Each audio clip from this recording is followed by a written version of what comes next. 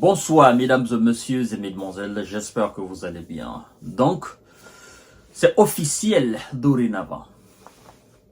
C'était attendu, mais c'est officiel dorénavant. La CEDEAO et l'AES, le divorce est officiel. La CEDEAO était obligée d'accepter et de constater le dégât. Aujourd'hui, c'est le 29 janvier 2025.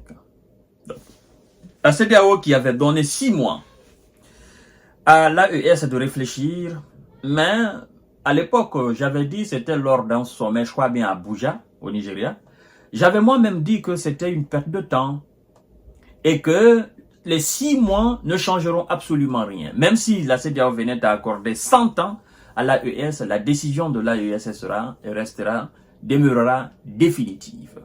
Donc la CEDEAO était obligée d'accepter.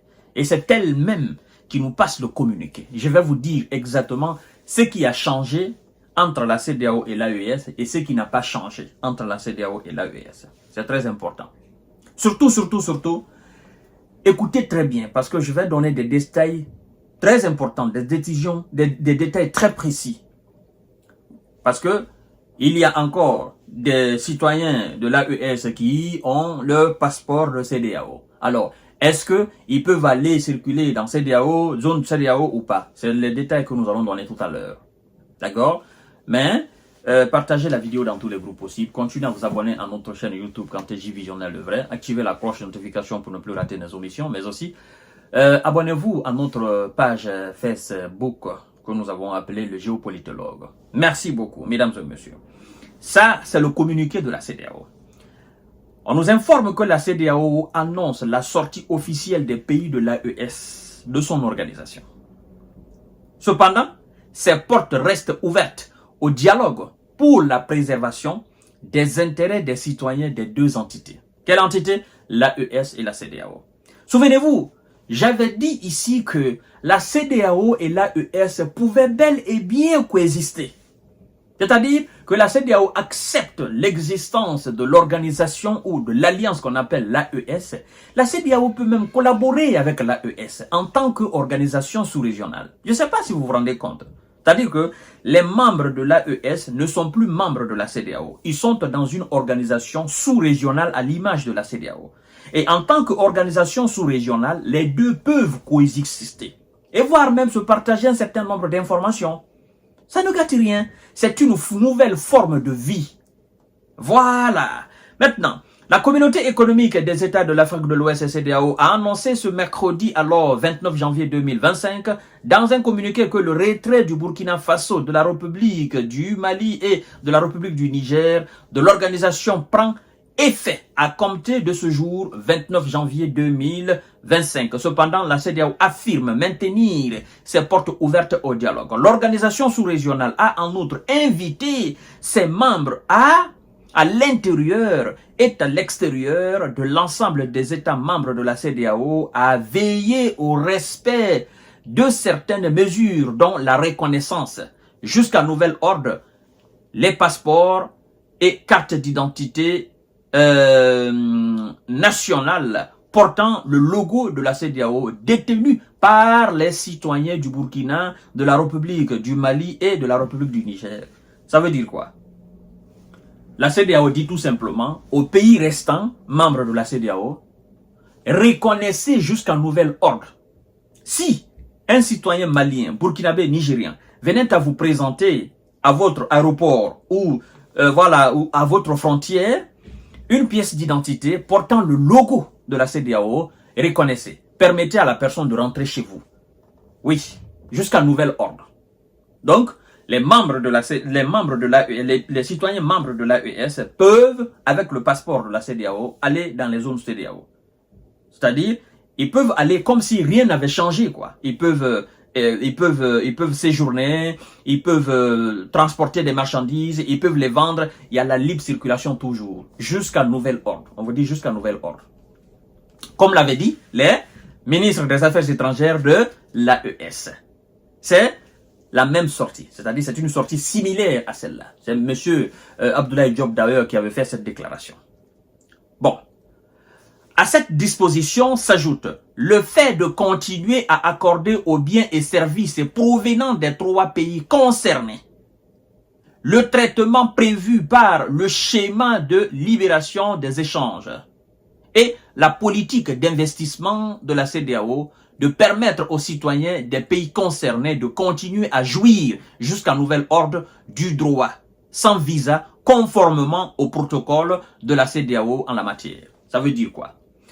Au niveau des échanges commerciaux, par exemple, au niveau des déplacements, comme je vous disais tout à l'heure, services et biens, rien n'a changé pour la CEDEAO, bien qu'elle a accepté le départ, n'est-ce pas, de ces 3 pays, mais tous ceux qui ont des documents portant le logo de la CEDEAO, vous jouissez encore et vous jouirez toujours, n'est-ce pas, vos droits jusqu'à nouvel ordre. Quel nouvel ordre? Jusqu'à ce que la CEDEAO change de disposition ou de dispositif, n'est-ce pas, concernant ces documents et concernant effectivement ces privilèges.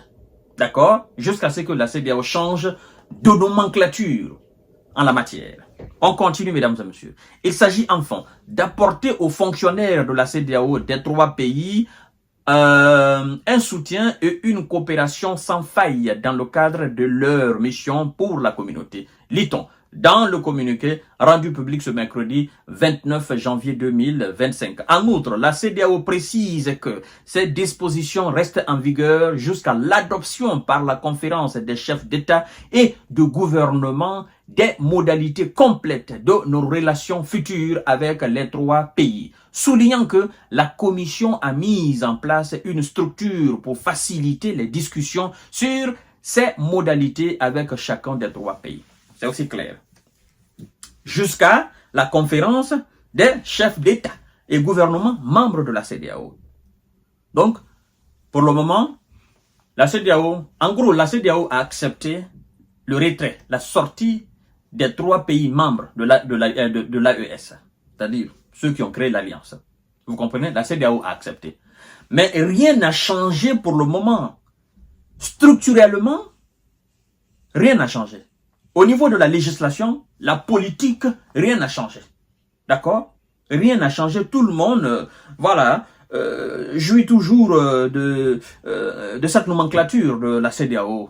Vous avez votre... En fait, c'est comme si on accepte, vous êtes sortis, mais vos citoyens ont encore les droits, ils ont encore leurs droits en tant que membres de la CEDEAO, parce qu'ils possèdent les documents de la CEDEAO. Ils ont encore ce droit-là, jusqu'à ce que les chefs d'État de la CEDEAO, chefs d'État restants de la CEDEAO, prennent une nouvelle décision. C'est ce que ça veut dire, mesdames et messieurs, c'est très important.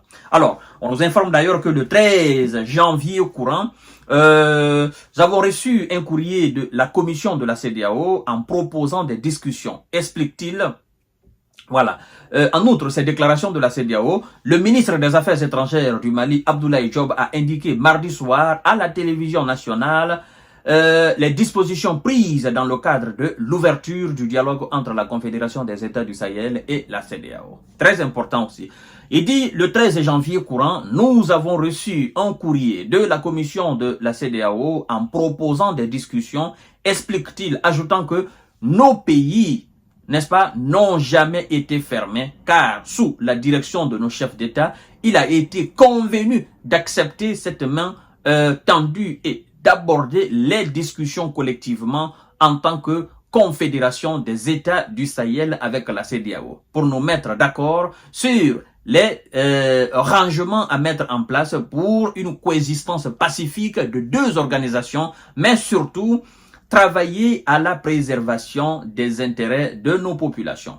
Voilà. Je crois que tout est compris là. Le 13 janvier, l'AES, c'est pas le Mali, hein, c'est pas le Burkina, c'est pas le Niger. Non. L'AES a reçu un courrier. Vous comprenez? Un courrier. Et dans ce courrier, en fait, qu'est-ce qui est clair dedans? C'est la manière dont l'AES et la CEDEAO peuvent travailler ensemble pour sauvegarder les intérêts de ces 2 organisations sous-régionales. Vous comprenez? Ce n'est plus on envoie un courrier au Mali ou non. On envoie un courrier à l'AES. Et c'est clair. Moi, j'ai dit ça depuis le début. Je dis, la CEDEAO doit dorénavant voir les membres de l'AES comme une organisation sous-régionale. Ça ne gâte rien. Ça ne gâte absolument rien. C'est une organisation sous-régionale. Vous aussi, vous êtes une organisation sous-régionale. Si vous ne voulez pas de problème, hein, vous ne voulez pas causer de problème, c'est facile. Vous travaillez de concert avec l'organisation sous-régionale qu'on appelle l'AES. C'est aussi simple que ça. Hein? Vous vous asseyez, vous tracez des plans, voilà comment nous allons travailler, comment nous allons procéder dorénavant, puisque vous êtes une organisation dorénavant, ben voilà. Si les éléments de l'AES aussi sont en d'accord, ben qu'ils travaillent avec vous. Et s'ils ne sont pas d'accord, ben qu'ils ferment les portes. Mais l'AES que je connais, parce que nous avons des dirigeants qui ont des esprits très ouverts, ils vont pas accepter de fermer la porte. D'ailleurs, ils ont fait un communiqué où les membres de la CEDEAO, les citoyens membres de la CEDEAO, effectivement, ils jouissent d'un certain nombre de droits. Dans l'AES, ils peuvent venir circuler tranquillement. Mais ils sont pas fermés. Ils savent que nous sommes les mêmes peuples. Ils le savent très bien. Donc, maintenant, ceux qui viendront jouer au balai, ben, vous serez coffrés. Et on va vous mettre au gnouf. Ça, c'est clair. Ou bien vous serez refoulés chez vous. C'est aussi simple que ça. Donc, c'est définitif. Entre la CEDEAO et l'AES, c'est clos. C'est terminé. Le débat est fermé. Maintenant, on passe à autre chose. Je vous reviens tout à l'heure.